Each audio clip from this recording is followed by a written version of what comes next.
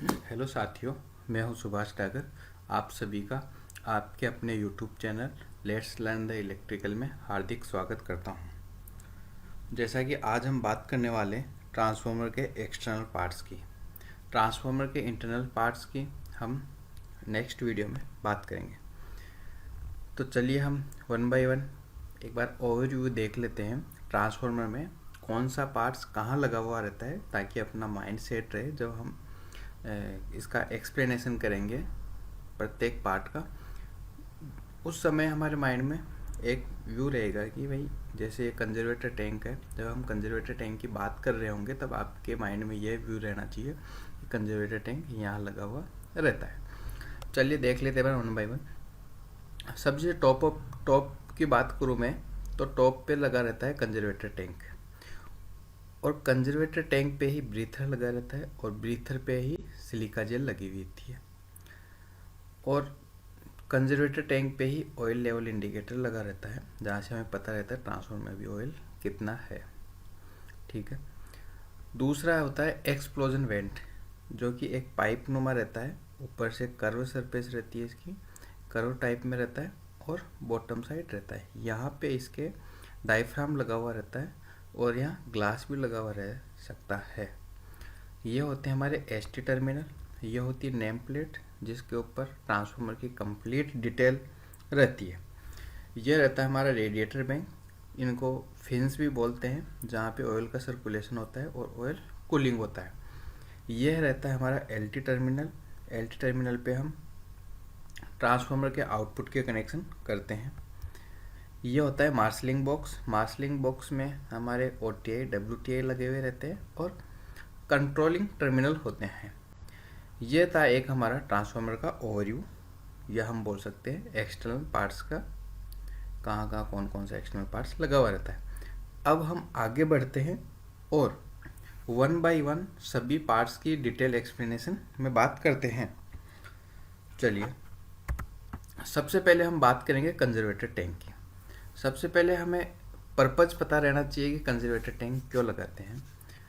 तो आपकी जानकारी के लिए मैं बता दूं, जो ट्रांसफार्मर ऑयल होता है, जब ये हीट होता है, या हम ये बोल सकते हैं जब हम इस पे लोड इंक्रीज करते हैं धीरे धीरे, वैसे वैसे इसमें एक एम्बिएंट टेम्परेचर इंक्रीज होता है, और इसका वॉल्यूम धीरे धीरे इंक्रीज होने लग जाता है। जब वॉल्यूम इंक्रीज होगा तो उस इंक्रीज्ड वॉल्यूम या उस ऑयल लेवल जो इंक्रीज होता है, उसको एक एडिक्वेट स्पेस प्रोवाइड करवाता है कंजर्वेटर टैंक।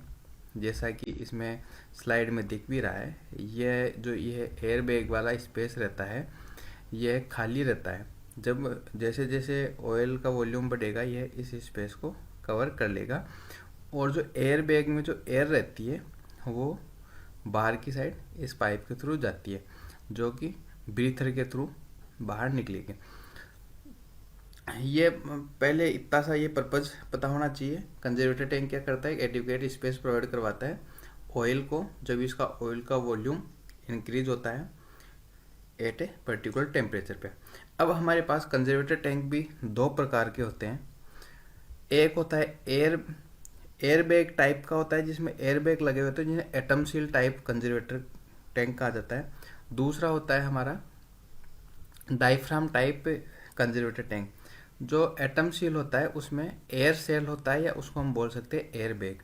एक एयर बैग होता है जिसके अंदर एयर भरी हुई रहती है। जैसे जैसे ऑयल एक्सपांसन होता है, उस टाइम पे एयर बैग पे प्रेशर आता है, और एयर बैग की एयर बाहर की साइड निकल जाती है। जब हमारा लोड डिक्रीज होता है, ऑयल कूलिंग होता है, उस टाइम पे एयर बैग बाहर की एयर को सक्शन कर लेगा।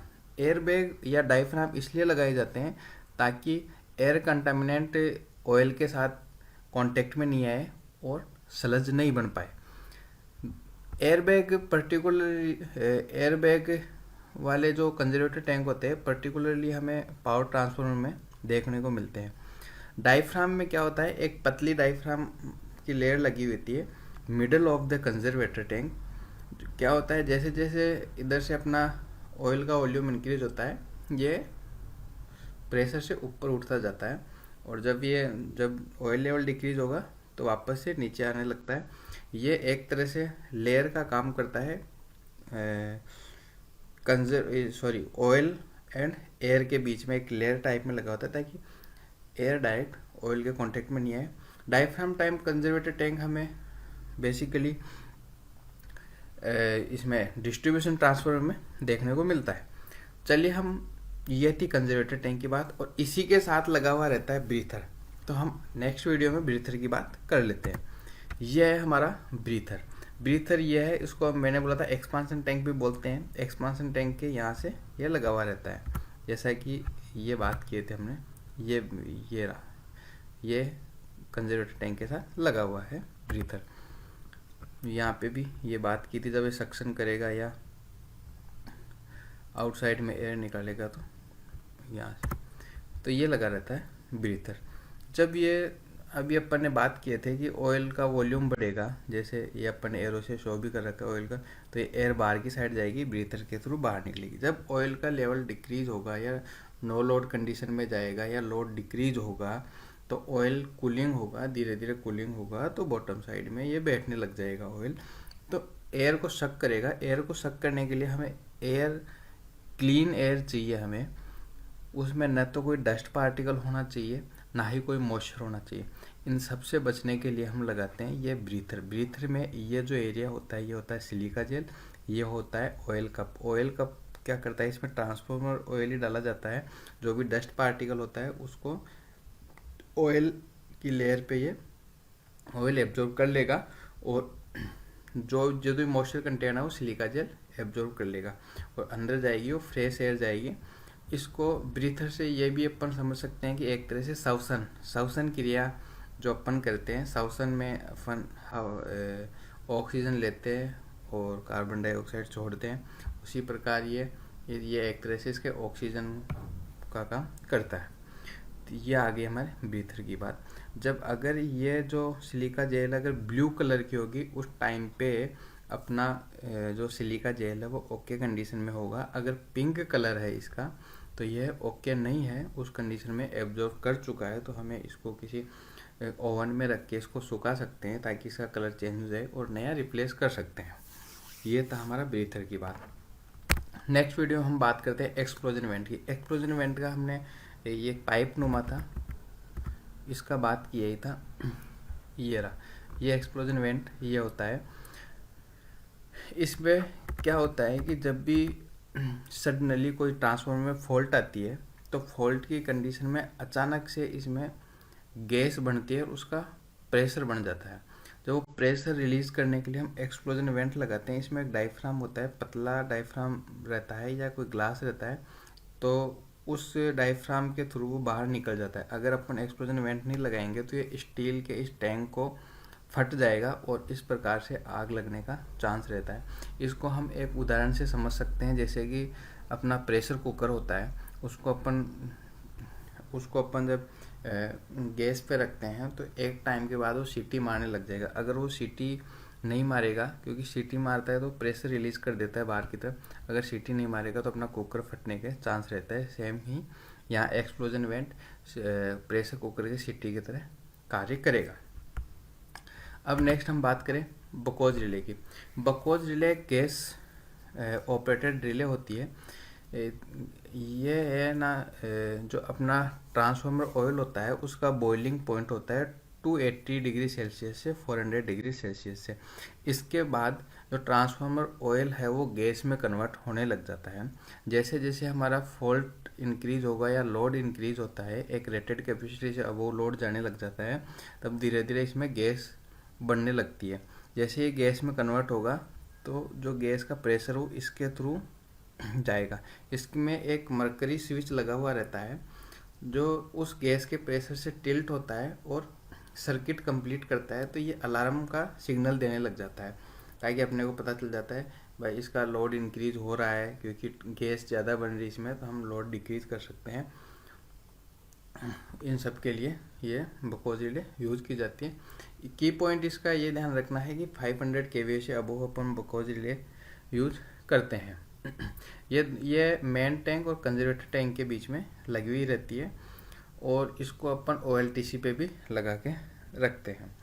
तो ये थी बकवास रिले का। बकवास रिले का डिटेल हम एक वीडियो बनाने वाले हैं, जल्दी ही अपने यूट्यूब चैनल पे आ जाएगा। तो वहाँ से आपको पूरा उसका वर्किंग प्रिंसिपल इनसाइड से हम सब कुछ इसका बताएंगे आपको। बस अभी इतना ध्यान रखना है, बकवास रिले गैस ऑपरेटेड रिले होती है, और लोड इंक्रीज होता है या रेटेड कैपेसिटी जब वो चला जाता है तो गैसेज ज़्यादा बढ़ने लग जाती है इसमें। तो एक तरह से ये फॉल्ट इंडिकेट भी करता है, अलार्म भी देता है, और फॉल्ट ट्रिपिंग भी देता है, प्रोटेक्शन भी प्रोवाइड करवाता है। अब बात करते हैं अपन मार्शलिंग बॉक्स की। मार्शलिंग बॉक्स में जैसा कि हमने देखे थे OTA WTA लगा होता है और कंट्रोल टर्मिनल्स होते हैं। ये हमारा होता है OTA, ये ऑयल टेम्परेचर इंडिकेटर होता है। ऑयल का टेम्परेचर हमें यहाँ से पता लगता है। ये होता है WTA means winding temperature indicator. ही है वाइंडिंग का टेम्परेचर हमें इंडिकेट करता है। ये होते हैं कंट्रोल टर्मिनल्स जो कि हमारे सर्किट ब्रेकर के साथ कनेक्ट करते हैं। यहाँ पे हमारे बकवास रिले का भी यहाँ कनेक्शन आ जाता है, OTA का भी रहता है, WTA का भी रहता है, सभी प्रोटेक्शंस इस साइड से होते हैं। ये होता है हमारा थर्मोस्टेट होता है, जो कि इसके अंदर मॉइस्चर होता है उसको एब्जॉर्ब कर लेता है। ये हमारे ट्रांसफार्मर के एक्सटर्नल पार्ट्स थे। नेक्स्ट वीडियो में हम बात करेंगे ट्रांसफार्मर के इंटरनल पार्ट्स की, जैसा कि ट्रांसफार्मर की वाइंडिंग है, ट्रांसफार्मर ऑयल है, ट्रांसफार्मर ऑयल की प्रॉपर्टीज़ क्या क्या होती है, और साथ ही कोर की बात करेंगे। इन सभी के बारे में हम नेक्स्ट वीडियो में चर्चा करने वाले हैं। तब तक के लिए आप हमारे साथ बने रहिए, और अगर आप